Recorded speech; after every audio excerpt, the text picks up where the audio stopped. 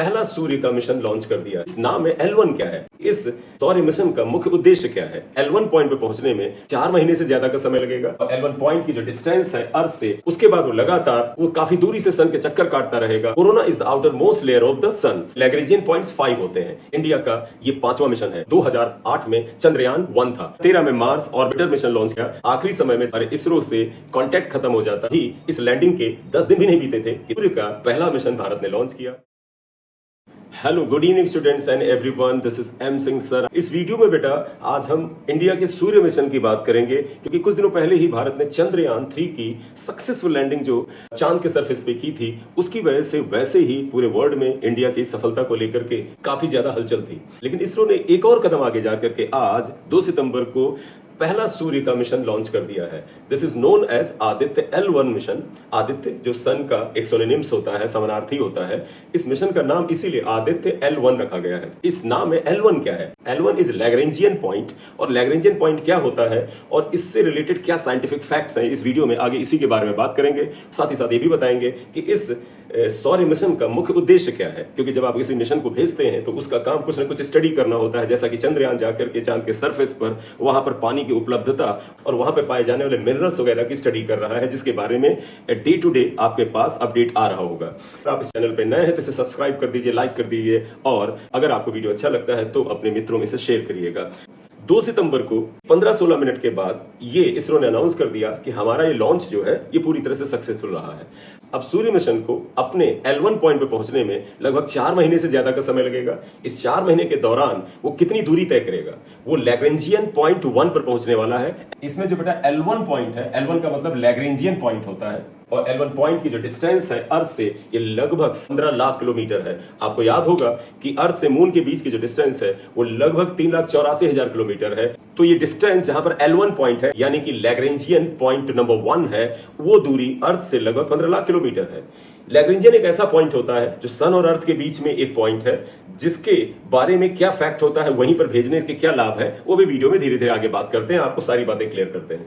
हमारा solar mission इस Lagrangian point पर जब पहुंचेगा, उसके बाद वो लगातार काफी दूरी से सन के चक्कर काटता रहेगा, और वहां से चक्कर काटने के दौरान वो सन के कोरोना से आने वाले रेडिएशंस का अध्ययन करेगा। Corona is the outer most layer of the sun. Sun को डिफरेंट लेयर्स का बना हुआ माना जाता है। जो सेंट्रल पार्ट होता है दैट इज द फोटोस्फेयर, फिर क्रोमोस्फेयर। लैग्रेंजियन पॉइंट में जो लैग्रेंजियन वर्ड है, it is named after the name of the Italian and French mathematician Joseph Lagrange. ये जो एक मैथमेटिशियन थे, he was Italian and French, Joseph Lagrange। Joseph Lagrange, इनके honour में ये लैग्रेंजियन पॉइंट रखा गया है। जो L1 है ये प्रोफेसर लैग्रेंज के नाम पे रखा गया है। उन्होंने ही ऐसे पॉइंट के बारे में पता किया था। अब प्रश्न था कि व्हाट इज लैग्रेंजियन पॉइंट्स? ये कितने होते हैं? क्या एक ही होता है? एक ही होता तो L1 क्यों लिखते हैं? इसका मतलब एक से ज्यादा होते हैं कि नहीं। 2 बड़ी भारी बॉडी के सिस्टम में लैग्रेंजियन पॉइंट्स 5 होते हैं। यहां पर 2 मैसिव बॉडीज हैं, one is sun, other is earth. Sun और अर्थ जैसी बड़ी बॉडी के बीच में एक ऐसा पॉइंट जिसके ऊपर कोई छोटी बॉडी अगर रेवोल्यूशन करे, सर्कुलर मोशन करे, तो उसको रिक्वायर्ड सीपीएफ उनके ग्रेविटेशनल फोर्स के डिफरेंस से मिल जाता है। इसे समझिएगा, ये सिर्फ सन और अर्थ के लिए नहीं है। It is the point between 2 large bodies, यानी 2 लार्ज बॉडीज के बीच में एक ऐसा पॉइंट है जिस पर एक small body in large bodies के नेट ग्रेविटेशनल फोर्स से ही अपना सीपीएफ पाता है। जैसे आप इसे देखिएगा, ये सन है बेटा और ये अर्थ है। इसके बीच में अगर ये लैग्रेंजियन पॉइंट है, ये लैग्रेंजियन पॉइंट है L1, तो जब यहां पर हमारा सौरयान पहुंचेगा तो ये एक स्मॉल बॉडी हुआ। आपको पता है इस स्मॉल बॉडी पर अर्थ के मास को अगर हम me ले लें तो अर्थ इसको अपनी तरफ खींचेगा और इसके ऊपर एक फोर्स Fe लगाएगा, E फॉर अर्थ। इसी तरह से इस बॉडी पर सन जो होगा, इसे मास ऑफ सन ले विच इज ग्रेटर, वो काफी ज्यादा होता है मास, ये अपनी तरफ एक Fs लगाएगा। इन दोनों का एक रिजल्टेंट निकलेगा। मान लीजिए Fs इज ग्रेटर, अगर ये ग्रेटर हुआ तो यहां पर नेट फोर्स जो आएगा which is equal to Fs minus Fe, ये फोर्स आपको मिलेगा। यही net force Fs minus Fe, ये जब ये बॉडी इसके चारों ओर इस पाथ पर चक्कर लगाएगी तो इस पे जो एक सीपीएफ लगेगा which is equal to mv square by r। r is the radius of this circular path and m is the mass of this body and v is its velocity।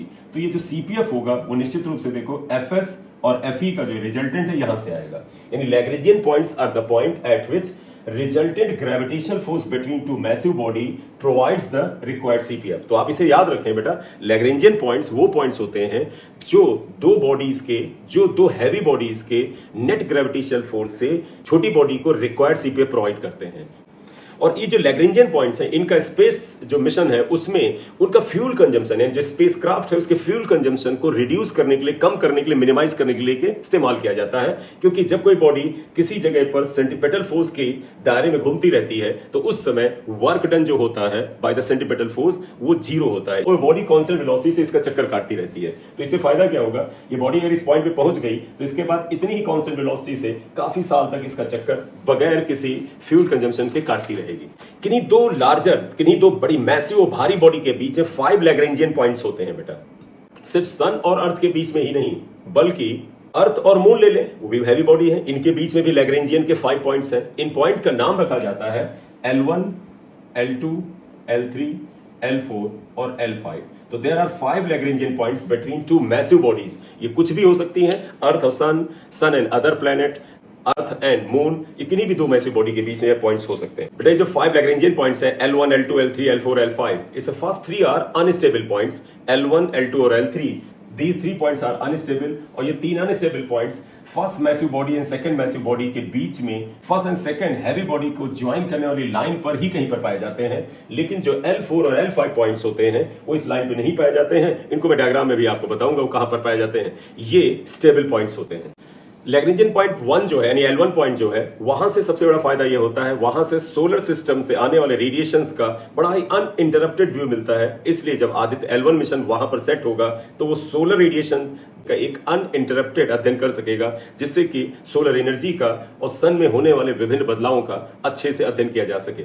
India ने अभी तक अर्थ के orbit के अंदर बहुत से satellites launch किए हुए हैं, जो इनसेट एक्वी सिस्टम से लेकर के जियो स्टेशनरी सैटेलाइट तक हैं। लेकिन अर्थ के ऑर्बिट से बाहर आउटर स्पेस में इंडिया का ये 5वां मिशन है, यानी सोलर मिशन, जो कि आदित्य L1 मिशन नाम से जाना जा रहा है। This is the 5th mission which is going out of the earth orbit. Earth के ऑर्बिट से बाहर भेजा जाने वाला जो पहला मिशन था वो 2008 में चंद्रयान 1 था। उस चंद्रयान 1 मिशन का काम मून के सरफेस पे लैंड करना नहीं था, बल्कि उसके ऑर्बिट में घूम करके वहां पर पानी की उपलब्धता के बारे में स्टडी करना था। और आपको ध्यान होगा उस मिशन से काफी सफलता मिली थी। उस मिशन ने सिम्टम्स दिए थे कि मून पर पानी हो सकता है, जरूरी नहीं कि आउटर सरफेस पे हो सकता है कुछ डेप्थ पर, कुछ गहराई पर आइस के फॉर्म में हो। उसके बाद 2013 में मार्स ऑर्बिटर मिशन लॉन्च किया, जो कि मार्स की स्टडी के लिए भेजा गया था और उस पे एक मूवी भी बन चुकी है। उसके बाद तीसरा मिशन 2019 में चंद्रयान 2 था, जो सक्सेसफुली मून के नजदीक पहुंचता है। आखिरी समय में जब वो मून के सरफेस से सिर्फ 2 किलोमीटर की दूरी पे था, तब उसका हमारे इसरो से कांटेक्ट खत्म हो जाता है और उसकी सॉफ्ट लैंडिंग इसरो नहीं करा पाता है। उसी के परिणाम स्वरूप इसरो फिर चंद्रयान 3 के बारे में प्लान करता है और 23 अगस्त 2023 को चंद्रयान 3 की सॉफ्ट लैंडिंग चांद के सरफेस से करा दी जाती है। अभी इस लैंडिंग के 10 दिन भी नहीं बीते थे कि 2 सितंबर 2023 को आज सूर्य का पहला मिशन भारत ने लॉन्च किया। इस मिशन का नाम आदित्य L1 है और यह मिशन सक्सेसफुली अपने लक्ष्य की तरफ चल दिया है। सोलर मिशन करीब 4 महीने बाद L1 पॉइंट यानी लैग्रेंजियन पॉइंट 1 पर जाकर के सेट हो जाएगा और जब वो सेट हो जाएगा तो इसकी सफलता को एक बार फिर हम लोग सेलिब्रेट करेंगे। Thank you very much for watching the video. अगर आप इस चैनल पे नए हैं तो इसे सब्सक्राइब कर लीजिएगा, लाइक कर दीजिएगा। Thank you very much.